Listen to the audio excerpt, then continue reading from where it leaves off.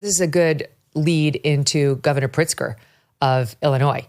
I mean, talk about excesses, right? All the seven sins are walking all over him. You just take a look at him. It's like you can see multiple of them. And he's out there now. I mean, I guess he fancies himself a contender for 28 and has decided to ratchet up the rhetoric. It wasn't enough for him to try to trans all of our children, he and his weird family. But this is his latest messaging as he went through New Hampshire this past Sunday. SOT 12.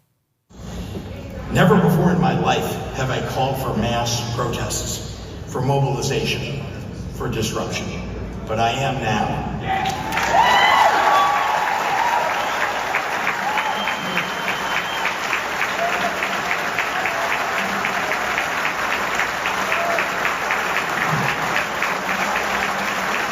These Republicans cannot know a moment of peace. They have to understand that we will fight their cruelty with every megaphone and microphone that we have. We must castigate them on the soapbox and then punish them at the ballot box.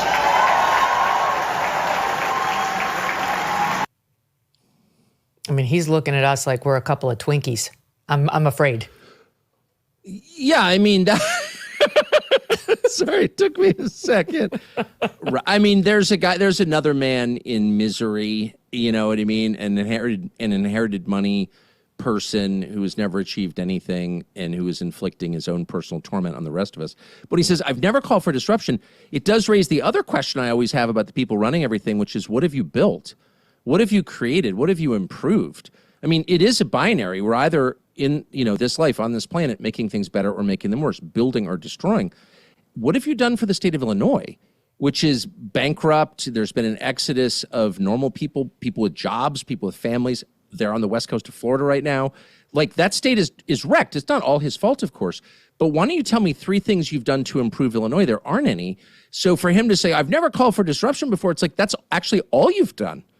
All you've done is advocated for the destruction of children and families through the transing stuff, through advocate for the destruction of your state, through, your total mismanage of it. It's like, how could someone like that, or Gavin Newsom, or anyone else with a track record, an unbroken record of destruction, with a straight face say, hey, give me a bigger job? Like, I just think the whole thing is deranged. We should hire on the basis of achievement. We should reward people on the basis of achievement across the board, whether it's getting into Princeton, whether it's becoming president. Like, if you have no record of achievement, I'm sorry, we're not going to consider you, period. What do you make of what Gavin Newsom is doing right now with his podcast? Because I've said I'm against conservatives going on his podcast because I think it's helping him train for 2028. Yeah, I don't think we should help him. I agree completely. I didn't think that. Obviously I know Gavin Newsom. I text with him occasionally. I am from the state of California. I'm from originally San Francisco. And I have relatives who know him. And I've been familiar with Gavin Newsom for a long time. I know his ex-wife. I have been bothering him for years. Like, you should come on my show. And he was kind of open to it. And then he whips around and he's like, no, you should come on mine. I was like, oh, I would love to, because I would love to debate him about what he's done to my state. And then I watched a parade of people go on, some of whom are good friends of mine, by the way, conservatives go on his show. And I realized, and I'm not attacking them at all, I almost did, but then I realized, oh, wait a second, this is like, the point of this is not to have a real conversation or to answer questions. The point of this is to rehabilitate. And I would say of Gavin, like, he's legit smart. I don't think there's anything at all at the core other than misery, another deeply, deeply unhappy person who, we should be rooting for him to get his life together. But someone who kind of externalizes everything. There's nothing at the center, and so everything is about the public display. A truly wounded, screwed up person, like on a very deep level, not joking, but also a talented person who will say anything, which in politics is an advantage. If you're willing to say anything, I mean, there's things that you will not say, many of them, because you don't believe them. And maybe, I'll speak for myself. Like, there are some times where I've got strong views on something and I'm like, you should just shut up and keep that to yourself, because you will just alienate everybody. And like, you don't need to express everything that you think. I tell myself that a lot because I have some views that are super unpopular, okay? But I will never say something that I don't believe. That's got to be the line. But there's no line at all with him, like none. And so, wow, it's kind of hard. It's kind of hard. You'd be like, Gavin Newsom, you just robbed a liquor store. He's standing there with a gun in his hand, and a fistful of 20s. And he's like, no, I didn't. You did. Yeah. And you're like, what?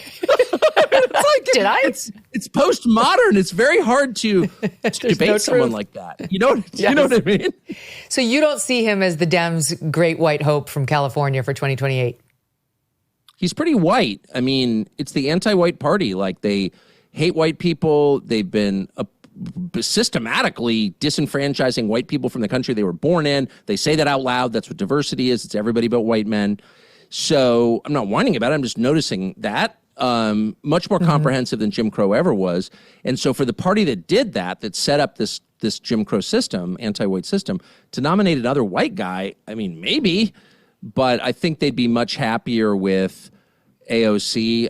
I don't take her that seriously. I'm not really sure what I think. I think what is likely to happen, someone's going to come out of nowhere who's got native talent. I continue to believe, even in the Democratic Party, you have to have talent to succeed. I felt that Bernie Sanders had a lot of talent.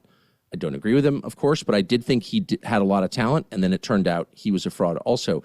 But someone like Bernie Sanders, I think populist economics is very popular, actually. Conservatives don't want to admit it, but it is popular. So someone that comes out and like attacks the credit card companies, attacks the endless war, basically does kind of Trump on the left, that person could easily get elected. I don't think AOC? The race stuff has a future. Well, the problem with AOC is there is a kind of unseriousness about her. I think she's an amazing performer. I think she's attractive. I think she's different. I think she's got a ton of talent. I'm actually not criticizing AOC. I'm complimenting her sincerely. But I think she's too much about herself, and I think that it takes enormous self-discipline to get through a presidential campaign, and I don't know that she has that. And I also think the Israel thing is tough.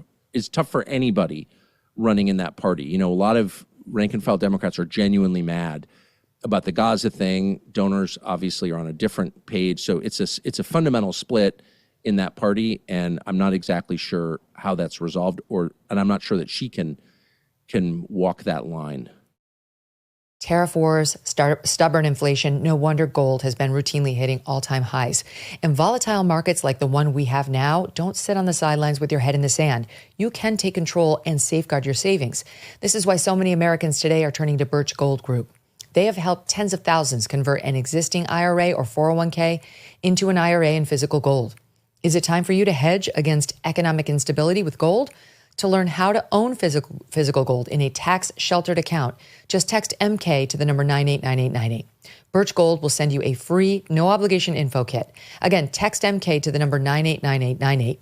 With an A-plus rating with the Better Business Bureau and countless 5-star reviews, Birch Gold has helped so many protect their savings with gold.